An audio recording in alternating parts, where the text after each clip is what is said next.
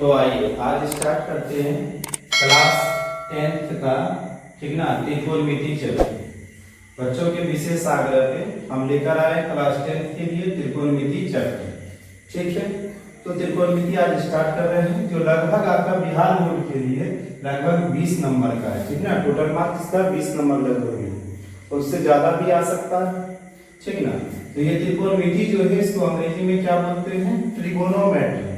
अंग्रेजी में क्या इसका नाम है? ट्रिगोनोमेट्री, ठीक ना। फिर क्या आता है, पहला चीज हम देखते हैं, पहले इसका इंट्रोडक्शन यानी परिचय पूरा ले लेते हैं, फिर आगे बढ़ेंगे। त्रिकोणमिति तीन शब्दों त्रि मतलब होता है तीन, त्रि मतलब तीन, कोण और मिति से मिलकर बना है। त्रिकोणमिति यानी त्रि माने तीन हो गया, कोण जो है कोण यानी कोण हो गया, और मिति का मतलब माप हो गया, मिति माने मापना हो गया। तो त्रिकोणमिति तीन शब्द त्रि, कोण और मिति से मिलकर बना है, ठीक है। फिर इसके अंग्रेजी नामों के बारे में समझते हैं। अंग्रेजी नाम इसका ट्रिगोनोमेट्री है। इसका मतलब हुआ कि ट्रिगोनोमेट्री जो शब्द है ग्रीक शब्द है, यानी यूनान भाषा का शब्द है, ग्रीक भाषा का शब्द है। तो ट्री यानी ये जो शब्द है वो ट्रियो, ट्रियो मतलब ग्रीक में थ्री होता है, गोनिया मतलब एंगल यानी कोण होता है, तथा मेट्रन माने माप होता है, ठीक ना, मेजर से बना, यानी समझिए ट्रिगोनोमेट्री जो शब्द अंग्रेजी में आया इसका मतलब होता है ट्रियो, गोनियो, गोनिया और मेट्रन से आया है। ट्रियो, गोनिया, मेट्रन से आया है। ट्रियो मतलब तीन हो गया यानी थ्री हो गया, गोनिया मतलब एंगल होता है, और मेट्रन माने माप होता है। चलिए यहां तक हम ये समझ पाए कि त्रिकोणमिति शब्द का हिंदी अर्थ क्या हुआ और ट्रिगोनोमेट्री शब्द का ये अंग्रेजी का क्या अर्थ हुआ। और ट्रिगोनोमेट्री शब्द सर्वप्रथम आया कहां से है? तो ये ग्रीक भाषा का शब्द है, ठीक है। तीसरा पॉइंट में देखते हैं, त्रिकोणमिति का शाब्दिक अर्थ तीन कोणों की माप होती है। यानी त्रिकोणमिति का मतलब क्या है, त्रिकोणमिति कहते किसे? तो सीधा सीधा अर्थ निकल के आया कि त्रिकोणमिति का शाब्दिक अर्थ हुआ तीन कोणों की माप, ठीक है ना। फिर आगे बढ़ते हैं, ये है तीन कोण त्रिभुज में होते हैं। चौथा पॉइंट लिख कर हैं, तीन कोण त्रिभुज में होते हैं, साथ ही तीन भुजाएं भी त्रिभुज में होती है। इसका मतलब हुआ कि त्रिकोणमिति का जो परिभाषा अभी आप देख पा रहे हैं, इसका अर्थ जो देख पा रहे हैं, वो कह रहा है कि त्रिकोणमिति का शाब्दिक अर्थ तीन कोणों की माप होती है, तीन कोणों की माप होती है। तो तीन कोण किसमें होते हैं? क्या तीन कोण किस आकृति में होते हैं? तो हम जानते हैं कि तीन कोण जिसमें होते हैं उसको हम त्रिभुज कहते हैं। इसका अर्थ यह हुआ कि ये जो त्रिकोणमिति है, ये जो ट्रिगोनोमेट्री हम लोग पढ़ेंगे वो किसके बारे में अध्ययन करना सीखेंगे? तो मुख्य रूप से हम लोग त्रिभुज के बारे में अध्ययन करना सीखेंगे। यानी ट्रिगोनोमेट्री जो त्रिभुज से रिलेटेड संबंधित चीजें। तो तीन कोण त्रिभुज में होते हैं, साथ ही तीन भुजाएं भी त्रिभुज में होती है। इसका मतलब हुआ तीन कोण और तीन भुजा की बातें की जा रही, यानी टोटल त्रिभुज में 6 अंग होते हैं, ठीक है ना। अब उन अंगों के बारे में आगे हम सीखेंगे कि त्रिकोणमिति की जो निष्पत्तियां हैं, अनुपात जो है वो 6 प्रकार की होती है। 6 प्रकार कहां से आए? क्योंकि यहाँ त्रिभुज में आप देख रहे हैं तीन कोण और तीन भुजाएं। जब अब यहाँ पर हम देख पा रहे हैं कि तीन कोण त्रिभुज में होते हैं, साथ ही तीन भुजाएं भी त्रिभुज में होती है, इसका मतलब यहाँ पे जो टर्म आया है त्रिभुज, इसको समझना होगा। त्रिभुज कहते किसे हैं? इसका भी इंट्रोडक्शन थोड़ा ले लेते हैं। कहता है तीन रेखाखंडों से घिरे क्षेत्र को त्रिभुज कहते हैं। तीन रेखाखंडों से घिरे क्षेत्र को त्रिभुज कहते हैं, ठीक ना। अब उसके बाद फिर से हम देखते हैं, आगे बढ़ते हैं। तो कोण के विचार से त्रिभुज जो है तीन प्रकार के होते हैं। कोण के विचार यानी एंगल के दृष्टि से देखा जाए तो त्रिभुज तीन प्रकार के हो जाते हैं, जिसमें पहला कहलाता है समकोण त्रिभुज यानी राइट एंगल ट्रायंगल, और दूसरा है न्यू कोण एक्यूट एंगल ट्रायंगल इसको बोलते हैं। तीसरा है अधिक कोण त्रिभुज, इसको ऑब्ट्यूज एंगल ट्रायंगल बोलते हैं, ठीक ना। इस तरह से तीन प्रकार के कोण के विचार से त्रिभुज तीन प्रकार के होते हैं। तीनों का नाम यहाँ आप देख पा रहे हैं। तो अभी तक हम इंट्रोडक्शन में सीखे कि त्रिकोणमिति नाम का अर्थ क्या है? तीन कोणों की माप। ट्रिगोनोमेट्री जो इसको अंग्रेजी में बोला जाता है, उसका अर्थ हुआ कि ट्रियो, गोनिया तथा मेट्रन, यानी वहां से भी अर्थ निकल के आया तीन कोणों की माप। फिर सीखे कि त्रिकोणमिति का शाब्दिक अर्थ हो गया तीन कोणों की माप। फिर आगे सीखे कि 3 कोण त्रिभुज में होते हैं, साथ ही 3 भुजाएं भी त्रिभुज में होती है। इसका मतलब त्रिभुज में कुल 6 अंग होते हैं। उन 6 अंगों को आगे चल के हम सीखेंगे। इसलिए त्रिकोणमितीय रेशियो जो होते हैं 6 प्रकार के होते हैं। उसके बाद जब आगे बढ़ रहे हैं तो यहाँ देख रहे हैं कि 3 रेखाखंडों से घिरे क्षेत्र को त्रिभुज कहते हैं। यानी त्रिभुज जो यहाँ पर टर्म आया उसको हमने थोड़ा सा परिभाषित किया, क्योंकि हमारा जो है त्रिभुज वाला चैप्टर नहीं, ये हम लोग सीख रहे हैं त्रिकोणमिति। तो 3 रेखाखंडों से घिरे क्षेत्र को त्रिभुज कहते हैं। फिर देखें कि कोण के विचार से त्रिभुज 3 प्रकार के होते हैं, जिसमें समकोण त्रिभुज, न्यून कोण त्रिभुज, अधिक कोण त्रिभुज। यहाँ तक आशा करते हैं यहाँ तक आपको अच्छी तरह से समझ में आ गया होगा। आगे फिर से अभी इंट्रोडक्शन में आगे बढ़ते हैं। ठीक, आगे बढ़ते हैं और सीखते हैं फिर से कि कोण क्या होता है। ठीक ना, त्रिकोणमिति में सीख रहे हैं कि कोण क्या होता है। कहता है कि 2 किरणों के मिलने से जो झुकाव पैदा होता है उसे कोण कहते हैं। ये 2 किरणों के मिलने से जो झुकाव पैदा होता है उसे कोण कहते हैं। और कोण को आप अंग्रेजी वर्णमाला के यानी इंग्लिश अल्फाबेट के सभी कैपिटल लेटर से डिनोटेट कर सकते हैं, सूचित कर सकते हैं, या अल्फा, बीटा या थीटा या गामा से सूचित कर सकते हैं कोण को। ठीक ना, यानी कोण के लिए हम इंग्लिश अल्फाबेट का जो कैपिटल लेटर है उसका इस्तेमाल करते हैं, या अल्फा बीटा जो ग्रीक वर्ड है उसका इस्तेमाल कर लेते हैं। फिर कहता है कि त्रिकोणमितीय अनुपात किसे कहते हैं। त्रिकोणमितीय अनुपात किसे कहते हैं, तो कहता है त्रिकोणमितीय अनुपातों का निर्धारण समकोण त्रिभुज के द्वारा किया जाता है, इसलिए हमें समकोण त्रिभुज के बारे में जानना होगा। यहाँ तक हम सीख पा रहे हैं कि त्रिकोणमितीय अनुपात है क्या। अब इसको सीखने के लिए आपको पहले ये सीखना होगा कि त्रिकोणमितीय अनुपात के बारे में अगर आप जानना चाहते हैं कि त्रिकोणमितीय अनुपात क्या है, यानी अब आप चैप्टर में इन करना चाहते हैं, तो पहले इन बातों को समझिए कि त्रिकोणमितीय अनुपातों का निर्धारण समकोण त्रिभुज के द्वारा किया जाता है।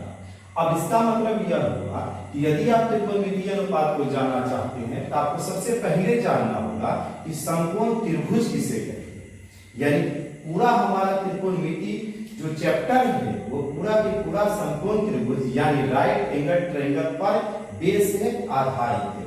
तो सब अब आगे बढ़ते हम सीखते हैं कि समकोण त्रिभुज यानी राइट एंगल ट्रायंगल किसे कहते हैं। ठीक है, तो कहता है जिस त्रिभुज का एक कोण समकोण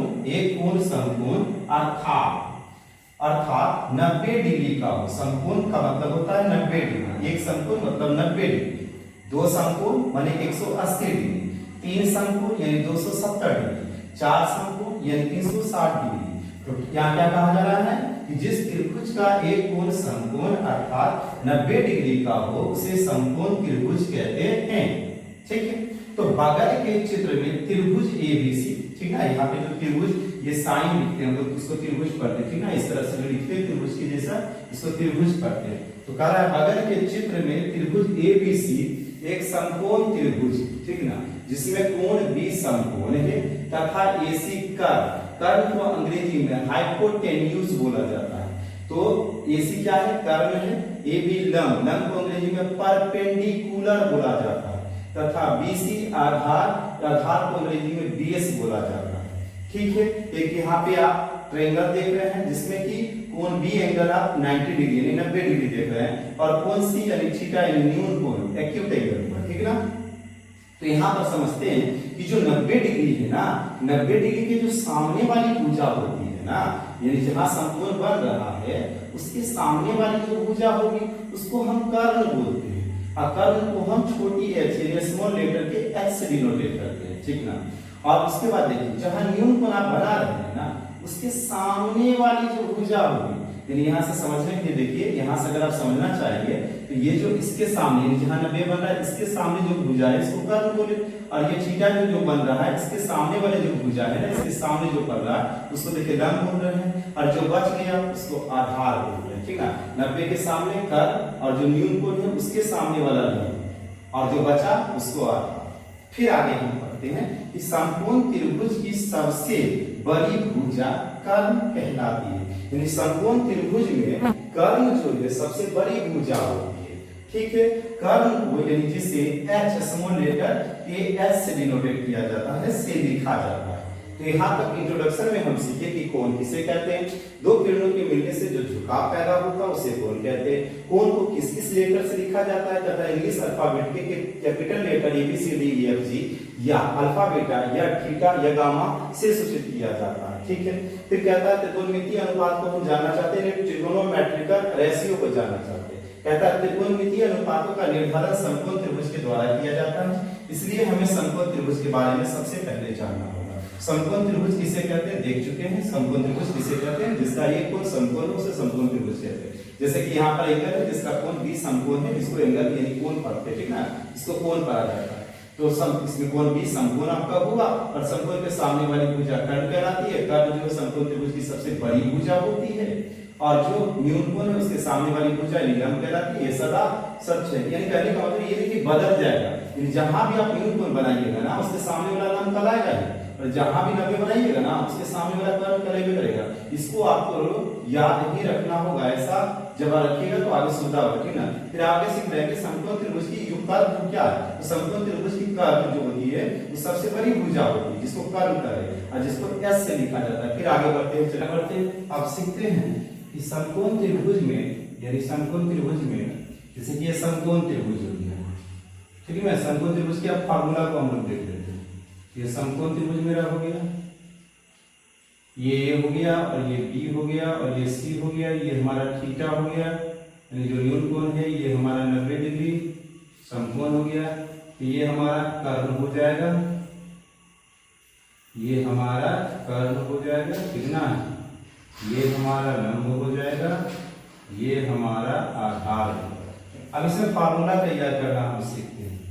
तो पाइथागोरस प्रमेय के द्वारा हम लोग जानते हैं, पाइथागोरस प्रमेय से क्या जानते हैं कि समकोण त्रिभुज जो है उसका कर्ण का स्क्वायर अगर आप करते हैं तो लंब स्क्वायर और आधार स्क्वायर दोनों योगफल बराबर होते हैं। कर्ण का स्क्वायर जो होता है वो लंब के स्क्वायर प्लस आधार के स्क्वायर के बराबर होता है। जैसा कि यहाँ देख पाइए, तो कर्ण का स्क्वायर बराबर होगा लंब का स्क्वायर जो आधार का स्क्वायर। ये आपका समकोण त्रिभुज का जो फार्मूला है, ठीक है ना। इसका मतलब हुआ कि यदि आप अंग्रेजी करें, मतलब इसको शॉर्ट में लिखना चाहेंगे तो इसको ऐसे भी तो लिख सकते हैं ना कि h स्क्वायर बराबर E square plus B square, ठीक है। इसका मतलब फिर आगे बढ़ते हैं और फार्मूला को फिर आगे बढ़ते हैं। इसका मतलब ये हुआ कि यदि आप फार्मूला हम लिखे हैं तो ऐसा लिखा सकता है कि कर्ण बराबर होगा, ये स्क्वायर को इधर लेके हम चले जाते हैं, ये जो स्क्वायर है इधर चले जाएगा तो स्क्वायर रूट बन जाएगा, यानी वर्गमूल बन जाता है जब स्क्वायर उधर जाएगा। ये क्या हो जाएगा, लंब का स्क्वायर जोड़ आधार का स्क्वायर, ठीक है ना। इसी फार्मूला को आप चाहिए तो इसी में तो लिख सकते हैं शॉर्ट में, यानी h बराबर root under E square plus B square, ठीक है। इसको याद रखिए, अंग्रेजी में याद रखिए या हिंदी में याद रखिए। फिर आगे है कि यदि आपको लंब बराबर चाहिए तो लंब बराबर क्या निकल के आ जाएगा, यहाँ से देखिए लंब इसका बराबर, ये आधार इधर जाके घट जाएगा ना, ये क्या हो जाएगा, लंब बराबर हो जाएगा कर्ण स्क्वायर माइनस आधार स्क्वायर। अब इसको अंग्रेजी में याद रखना चाहिएगा तो P बराबर निकल के आ गया root under h square minus B square, ठीक है। ये वाला भी फेर देते हैं, ये अब आपको याद रखना होगा ये सब, ठीक ना। फिर आगे बढ़ते हैं, अगला फॉर्मूला आ जाता है। जैसे कि यदि आपको अब आधार बराबर चाहिए, यानी आधार बराबर, तो इसको आप लिख सकते हैं, देखिए आधार आपको चाहिए, आधार इधर रख लीजिए और लंब को इधर जाके घटा दीजिए, क्या निकल के आ जाएगा, कर्ण स्क्वायर माइनस लंब स्क्वायर आया कि नहीं। हाँ, यदि आप अंग्रेजी में याद रखना चाहते हैं तो B बराबर आपका निकल के आ गया h square minus B square, ठीक है। यानी ये तीनों आपको याद रखना होगा। चलिए, यदि आप तीनों याद रख लेते हैं अब फिर हम आगे बढ़ेंगे, ठीक ना। चलते हैं आगे, इसको याद कर लीजिएगा, इसको याद करने के बाद आगे बढ़ेंगे। अब क्या होगा कि ये जो ट्रायंगल है इसमें क्या करते हैं हम लोग, अब ऐसे लिख लेते हैं, फिर से ट्रायंगल पाते हैं और अब त्रिकोणमितीय निष्पत्तियां छोरों का अध्ययन हम करते हैं, यानी साइन का, कॉस का अब हम जन्म कराते हैं। तो ये हो गया A, ये हो गया बी और ये हो गया सी, ये आपका रहा थीटा, ये रहा आपका 90 डिग्री, ठीक ना। तो थीटा के सामने वाला जो भुजा जिसको आप लंब बोलते हैं ना, जिसको आप लंब बोलते हैं, उसको क्या बोल सकते हैं, उसको सम्मुख भुजा भी बोला जाता है। इसको देखिए सम्मुख भुजा जो है ना, इसी को आप लंब बोलते हैं, सम्मुख भुजा, इसको आप लंब बोलते हैं, ठीक ना। इसको पी से डिनोटेट करते हैं। आई जो है ना ये वाला भुजा जो इस एंगल से लगा हुआ भुजा, देखिए ये जो समकोण त्रिभुज बना है, बनाने में दो भुजा, एक वो AB और एक BC का, दोनों का यानी AB और BC मिला इसलिए समकोण त्रिभुज बन रहा है। तो इसको जो न्यून कोण के लिए इसको सम्मुख भुजा बोलते हैं। और ई जो है ना इस संलग्न भुजा, थीटा से लगा हुआ भुजा क्या है, इसलिए इसका नाम क्या, संलग्न भुजा, संलग्न भुजा। और ये तो आपका जान ही रहे हैं कि कर्म होगा क्यों, 90 डिग्री यानी समकोण के सामने वाली जो भुजा है वो तो कर्म होता है। अब यहाँ से आगे चलेंगे, यहीं से अपना त्रिकोणमिति अब स्टार्ट हो रहा है। तो देखिए क्या क्या हो सकता है। अब एक बात बताइए कि आप यदि इसको ऐसे लिख लें, ये जो त्रिकोणमिति जो त्रिभुज देते हैं, इसको यदि आप ऐसे लिख देते हैं कि AB बटा, देखिएगा ध्यान से, AB बटा AC लिख देते हैं, ये अनुपात के रूप में लिख रहे हैं, AB बटा AC, त्रिभुज के भुजाओं के अनुपात को हमने लिखा AB बटा AC। यानी हमने क्या लिखा, तो हमने लिखा कि सम्मुख भुजा बटा, देखिए AC क्या है, कर्म, सम्मुख भुजा बटे कर्म। और फिर आगे बढ़िए यहाँ से, तो सम्मुख भुजा यानी लंब, इसको लंब बोल सकते हैं ना, लंब। अच्छा इसको क्या बोल सकते हैं, कर्म, ठीक है। अंग्रेजी में आप चाहिएगा तो इसको क्या बोल सकते हैं, लंब बटे कर्ण को, लंब को P बोल सकते हैं, कर्ण को H बोल सकते हैं। ध्यान रखिएगा P बटा H, देखिए कैसे कैसे आ रहा है, P बटा H, यहाँ पे ध्यान से समझिएगा। AB बटा AC बराबर सम्मुख भुजा बटे कर्ण बराबर लंब बटा कर्ण बराबर P बटा H बोल सकते हैं, ठीक है। तो आप ध्यान से समझिए, इसी को जो P बटा H आप लाए ना, इसको क्या बोल सकते हैं, इसको बोल सकते हैं कि जो कोण C है ना, कोण C का साइन हो, इसको क्या बोलेंगे, कोण C का साइन या थीटा का साइन, इसको बोल सकते हैं कोण C का, कोण C या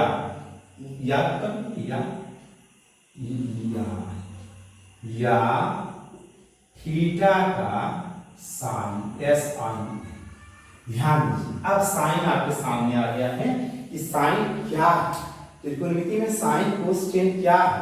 पहला देखिएगा, पहला एकदम त्रिकोणमिति है, यहां से देखिए साइन का पहला एक नंबर समझिए, साइन है क्या। तो गणितज्ञ ने क्या किया कि ये जो भुजा था ना, समकोण त्रिभुज का जो भुजा था ना, उसको सम्मुख भुजा बटे कर्ण, सम्मुख भुजा बटे कर्ण ना लिखकर इसको डायरेक्ट क्या लिख दिया है, साइन। देखिए क्या करते हैं, AB बटे AC यानी सम्मुख भुजा बटा कर्ण, जिसको लंब बटा कर्ण बोल सकते हैं, जिसको P बटा H बोल सकते हैं, उसी को हम क्या बोलते हैं, कोण C या थीटा का साइन करते हैं। साइन का पूरा नाम SINE है, आगे चल के हम समझेंगे कि इसको साइन थीटा क्यों कहा जाता है, SIN क्यों लिखा जाता है, आगे चल के सीखेंगे। अभी हम पूरा सीख रहे हैं, ठीक ना। फिर आगे 2 नंबर पे साइन का हो गया, अब कोस में चलिएगा, दूसरा अनुपात लिख लीजिए। देखिए यहाँ दूसरा अनुपात लिख रहे हैं, यहाँ दूसरा अनुपात लिख रहे हैं। दूसरा अनुपात में क्या करते हैं, BC बटा AC लिख लेते हैं, BC बटा AC। इसका मतलब है संलग्न भुजा, संलग्न भुजा बटा कर्ण, जिसको आप लिख सकते हैं संलग्न भुजा को आप आधार लिख सकते हैं, किसी को आधार भी तो कहते हैं ना, इसी को आधार कह सकते हैं, आप समझने के लिए आधार कह सकते हैं।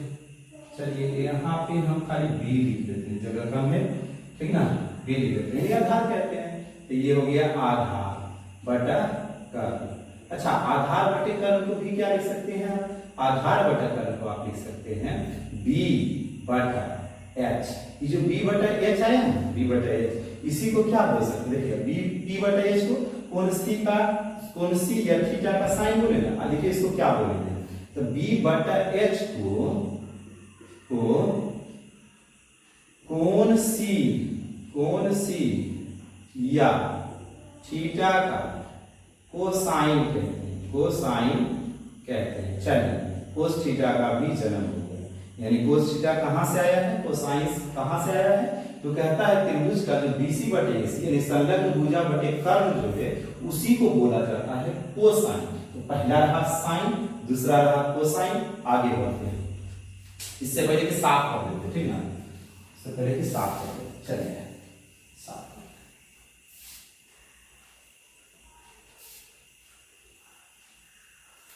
चलिए साफ कर लेते हैं। आप पूरा वीडियो देखिए, त्रिकोणमिति को बड़ा ही सरल भाषा, बड़ा ही आसान भाषा में समझाया गया है। उम्मीद करते हैं कि यदि आप इस पूरे इंट्रोडक्शन को सही से देखते हैं, पूरे फॉर्मूले को सही से देखते हैं, दोबारा आपको त्रिकोणमिति में कहीं कुछ भी दिक्कत नहीं होगा।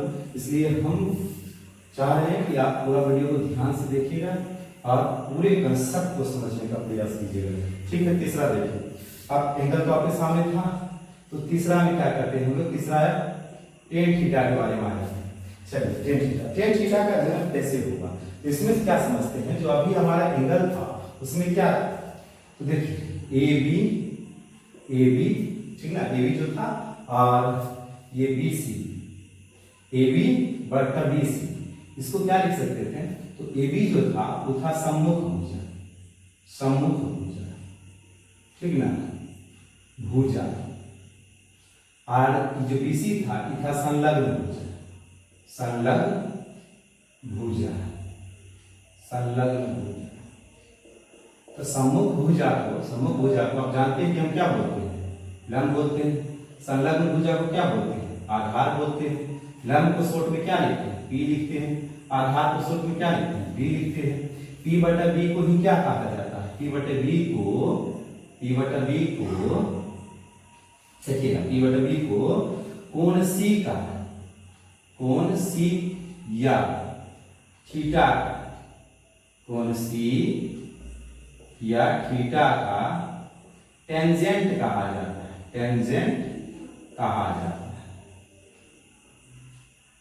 चलिए यहां तक उम्मीद करते हैं आप समझिए, फिर आगे चलते हैं।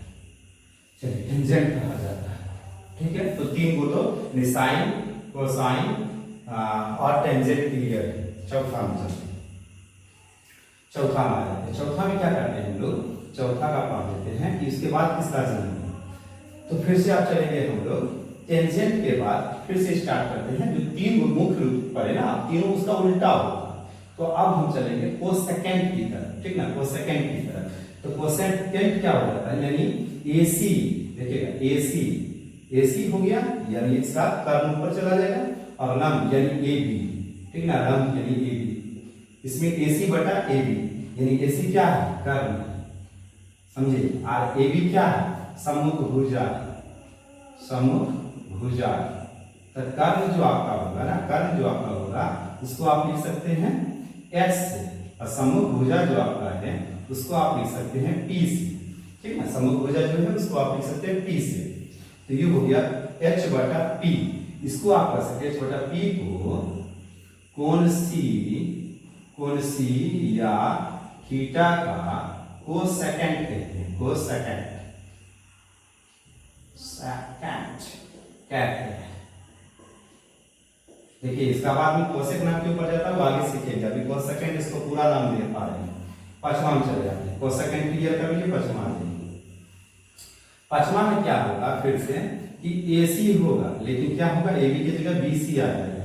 तो क्या हो जाएगा, कर्ण हो जाएगा। कर्ण और BC क्या कहला जाएगा, BC आपका कहला जाएगा संलग्न भुजा, ठीक ना, संलग्न भुजा। तो कर्ण आपका हो गया, कर्ण के लिए H यूज कीजिएगा, संलग्न भुजा के लिए B यूज कीजिएगा। तो H बटा B को कोण C या थीटा का हम क्या कर देंगे, कोसेकेंट तो हो गया क्लियर। इसको सेकेंट कह देंगे, सेकेंट कहते हैं, ठीक है। चलिए यहाँ तक क्लियर है, आगे बढ़ते हैं। यहाँ छठा नंबर में क्या है, जो ये क्षेत्र को निष्पत्तियां जो होती है उस सब का आप देख रहे एक प्रकार से जन्म हो रहा है चैप्टर के अनुसार, ठीक। अब क्या हो जाएगा, अब हो जाएगा BC बटा AB, इसको आप बोलिएगा संलग्न भुजा बटा सम्मुख भुजा, सम्मुख भुजा। अब संलग्न भुजा क्या है? संलग्न भुजा को आप बोल सकते हैं आधार, और सम्मुख भुजा को आप बोल सकते हैं लंब। तो आधार बटे लंब को लिख सकते हैं b बटा p। b बटा p को आप जो है ना, b बटे p को आप क्या कहिएगा? कोण सी या थीटा का कोटेंजेंट कहते हैं, कोटेंजेंट कहते हैं, कोटेंजेंट कहते हैं। यहां तक हमने सीखा कि साइन कहां से आया, तो हम सीख पाए कि sine, cosine, tangent, cosecant, secant और कोटेंजेंट, इसका जो जन्म हुआ वो हुआ समकोण त्रिभुज जो था उसके भुजाओं के अनुपात के अनुसार उतना नहीं लिखते हम लोग, क्या लिख लेते थे? कभी साइन, कभी कोसाइन, कभी टेंजेंट, कभी कोसेकेंट, या कभी सेकेंड या कोटेंजेंट। अब ये बात है कहाँ हम कैसे लिखे, ये तो आपने अच्छी तरह से देखा कि कहाँ पर हमने साइन लिखा, कहाँ हमने कोसाइन लिखा। अब इसको आगे बढ़ाते हैं और सीखते हैं इससे आगे। चलिए इसको साफ कर देते हैं। उम्मीद करते हैं यहाँ तक आपको अच्छी तरह से समझ आ गया होगा। फिर आगे बढ़ते हैं, ध्यान से देखिएगा, देखते रहिएगा ध्यान से, आपको सब समझ में आ जाएगा। आज का क्लास पूरी तरह से त्रिकोणमिति, आपका इंट्रोडक्शन त्रिकोणमिति का जो परिचय है पूरी तरह से हम क्लियर करेंगे। साथ साथ कोशिश करेंगे कि आज इस वीडियो में कुछ फॉर्मूला भी आ जाए, जैसा कि आ भी चुका है फॉर्मूला समकोण त्रिभुज। फिर देखते हैं, यहाँ तक हमने क्लियर किया। अब यहाँ से आगे हम पढ़ते हैं कि ये जो अभी हमने लिखा साइन को, इसको समझ लेते हैं। साइन को संक्षेप में साइन थीटा लिखा जाता है, पहला क्लियर। दूसरा देखिए, वहां पे आया था कोसाइन, कोसाइन को संक्षेप में कोस थीटा लिखा जाता है, कोस थीटा लिखा जाता है। चलिए तीसरा करते हैं, टेंजेंट को संक्षेप में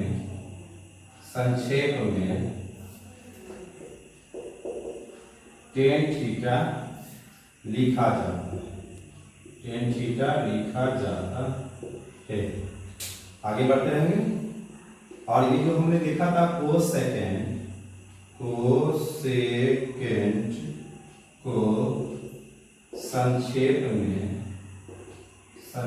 में कोसेक थीटा लिखा जाता है। फिर आगे बढ़ते हैं, कोसेकेंट के बाद सेकेंड को संक्षेप में सेक थीटा लिखा जाता है। फिर आगे बढ़ते हैं, कोटेंजेंट को संक्षेप में कोट थीटा लिखा जाता है, कोट थीटा लिखा जाता है। उम्मीद करते हैं यहाँ तक भी आप समझ गए होंगे।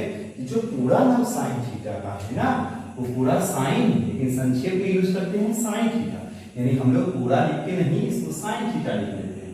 कोसाइन को पूरा कोसाइन में लिख के इसको कोस थीटा लिख लेते हैं। टेंजेंट को पूरा नहीं लिख के हम लोग टेन थीटा लिख लेते हैं। कोसेकेंट को पूरा नहीं लिख के हम लोग कोसेक थीटा लिख लेते हैं। अब यहाँ आप समझ रहे हैं कि तीन अक्षर, यहाँ तक को हमने तीन अक्षर लिया, यहाँ भी तीन अक्षर लिया, टेंजेंट में यहाँ भी हमने तीन अक्षर लिया इसका, लेकिन यहाँ पर हमने क्या किया, पांच अक्षर ले लिया। तो सुनिए, अगर आप तीन अक्षर लेते ना, तो तीन अक्षर लेते तो क्या हो जाता, COS कोस, जाके इससे 2 नंबर से भी ज्यादा कोस थीटा से, बताइए गलत हो जाता ना। इसलिए क्या किया, 3 अंक ले लिए, हम 5 अंक ले लिए, तो इसका नाम हो गया कोसेक थीटा।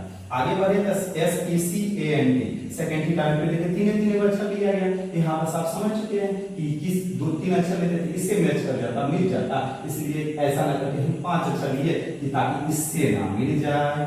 आगे बढ़ते, ठीक ना, इसको समझिए, इसे बचाने के लिए ऐसा किया गया। अच्छा सेकंड पे सेक लिख दिए और कोटेंजेंट को कोट लिख दिए, यानी कहने का मतलब तीन तीन अक्षर को आधार बनाया गया, लेकिन एक जगह दिक्कत हुआ यहाँ पर, जहाँ की तीन अक्षर लिया जाता तो कोस से मैच कर जाता, इसलिए हमने क्या किया 5 अक्षर, यानी हमने क्या किया गणितज्ञ ने क्या किया 5 अक्षर का इस्तेमाल किया। ठीक है ना, आगे बढ़ते सीखते हैं। यहाँ तक उम्मीद करते हैं आपको समझ में आ गया होगा। चलिए आगे ध्यान से देखते रहिए पूरा वीडियो को, यहाँ तक उम्मीद करते हैं आप जरूर कुछ अच्छा सीख पाए होंगे, और इसी तरह से आप आगे वीडियो वॉच करते रहिए, देखते रहिए और आपकी ज्ञान अपना ज्ञान बढ़ाते रहिए, देखते रहिए दोस्त। ठीक है, चलते हैं आगे, देखते हैं क्या है आगे, फिर बढ़ेंगे इससे आगे, और अब हम सीखेंगे कुछ फॉर्मूला। ठीक ना, तो यहाँ तक उम्मीद करते हैं सीख लिए, ठीक ना। चलिए आगे बढ़ते हैं। तो आगे बढ़ते हैं, क्या होगा कि ये जो आप ये जो फॉर्मूला आ रहा है इसको आप हम आसान में समझेंगे, यानी हर टेबल से देखेंगे, यानी फॉर्मूला टेबल नंबर 1 देख लेते हैं, फॉर्मूला हमारे सामने उपस्थित होगा। तो फॉर्मूला यानी सूत्र, फॉर्मूला सूत्र। चलिए फॉर्मूला ये रोमन नंबर 1 लिख लेते हैं, फॉर्मूला नंबर 1 समझने में आसान होगा। तो फॉर्मूला 1 का टेबल हम लोग बना लेते हैं कि फॉर्मूला कैसे याद रखेंगे, समझिए फॉर्मूला नंबर 1 बना लेते हैं। तो फॉर्मूला नंबर 1 में हम लोग सीख लेते हैं पहला कि कर्ण याद रखने के लिए आप यहाँ से देखते हैं टेबल 1, कर्ण बराबर रूट अंडर लंब स्क्वायर जोड़ आधार स्क्वायर। दूसरा लंब बराबर आप सीखे हैं, इसी के पहले लंब बराबर हो जाएगा कर्ण स्क्वायर माइनस आधार स्क्वायर। आधार बराबर आपका हो जाएगा कर्ण स्क्वायर माइनस लंब स्क्वायर। देखिए फॉर्मूला आप यहाँ से देखते रहिए, फॉर्मूला आ गया आपके लिए, ठीक ना, केवल फॉर्मूला नंबर 1 आ गया पूरा। इसमें आप सीख रहे हैं 3 फॉर्मूला, फिर आगे बढ़ेंगे फॉर्मूला नंबर 2 आप सीखिए, फॉर्मूला नंबर हम लोग 2 चलिए फॉर्मूला नंबर 2 में हम लोग सीखेंगे कि साइन थीटा क्या हुआ। तो साइन थीटा लंब बटा में कर्ण आया, यानी P बटा में H आया। cos थीटा क्या आ गया आधार, देखे थे ना वहां सब जहां जहां लिखे वहां जाके गौर कीजिए ना, उसी फॉर्मूला को फॉर्मूला के रूप में लिख रहे हैं, सीधा करके आपको समझा पा रहे हैं। तो cos थीटा हो गया आधार बटा कर्ण यानी P बटा में H, ठीक है ना H। फिर आ जाते हैं tan थीटा, ये हो जाता है लंब बटा में आधार। तो लंब के लिए लिखिएगा P और आधार के लिखिए B, तो ये हो गया P बटा B, ठीक है। उसके बाद ये फॉर्मूला फिर यहाँ आइए, इसी को उल्टा करके सीखिए, साइन का जो है उल्टा कर देते हैं। तो कोसेक होता है साइन का उल्टा, कोसेक थीटा हो जाएगा। जस्ट आपको ये याद रखना है साइन थीटा, इसी को उलट दीजिए, ये हो जाएगा कर्ण बटा में लंब, कर्ण का H आ जाएगा, लंब का P आ जाएगा। और फिर आगे है सेक थीटा, सेक थीटा हो जाएगा कर्ण बटा में आधार, कर्ण का H आधार का B। फिर आ जाएगा आपका कोट थीटा, कोट थीटा हो जाएगा आधार बटा में लंब, आधार के लिए B लंब के लिए P। तो आपको जैसे याद हो, हिंदी में याद हो या अंग्रेजी में याद हो, जैसे हो सुविधा वैसे याद कीजिए, इससे तो कोई अंग्रेजी हिंदी का कोई फर्क है नहीं। फॉर्मूला में साइन थीटा लंब बटा कर्ण P बटा H, कोस थीटा आधार बटा कर्ण B बटा H, टेन थीटा लंब बटा आधार P बटा B, कोसेक थीटा कर्ण बटा लंब H बटा P, सेक थीटा कर्ण बटा आधार H बटा B, कोट थीटा आधार बटा लंब B बटा P।